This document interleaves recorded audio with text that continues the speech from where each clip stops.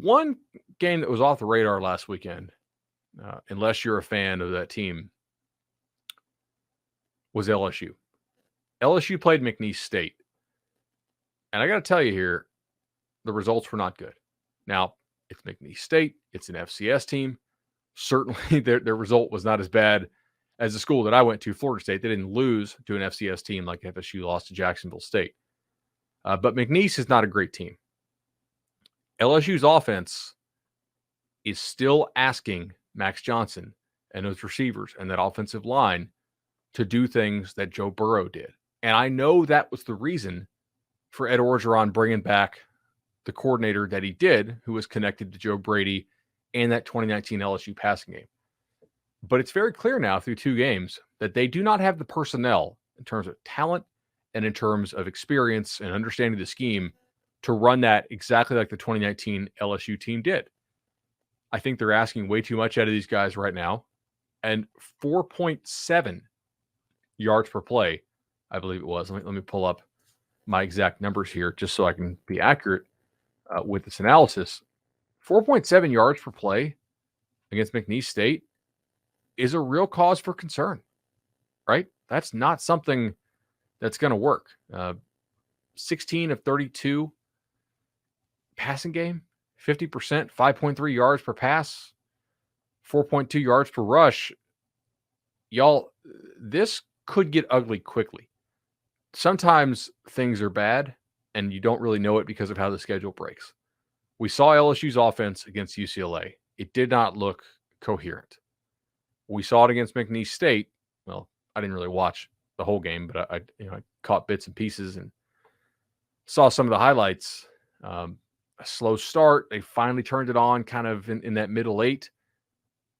But think about what the game was last year that everybody said, oh man, Ed Orgeron doesn't know what he's doing. It was the Mississippi State game in week 1 when a Mississippi State offense that looked worse and worse and worse every week, but not in week 1. They blitzed LSU like crazy and just dunked all over them. And what did people say? They said, it's the coordinator hires, right? He lost Dave Aranda. He lost Joe Brady there. Okay, he brought in Bro Pelini. It's not really working. The offensive coordinator he brought in, not really working, although certainly not as bad as the defensive was. So far, I'm not really – it doesn't look like Ed Orgeron has nailed these coordinator hires. And where do they go next week? Because this weekend they have Central Michigan. But let's get out ahead of this narrative. 2 weeks, they go to Starkville. That's going to be a big game. If LSU doesn't look right in Starkville, if they lose to Mississippi State again after Bama is just dunking on the world, those folks are not going to be happy. My wife went to LSU. My in-laws are all LSU. I told them UCLA will probably beat you guys. I think UCLA is a better team. They said, look, bud, I know you work in sports, man, but you're crazy.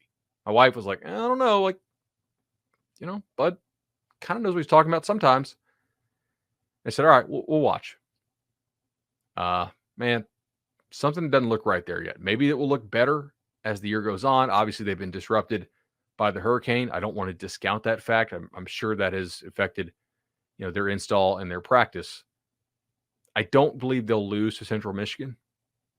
But let's just get ahead of this narrative here. LSU so far does not look very improved from where it was last year, despite new coordinator hires on both sides of the ball.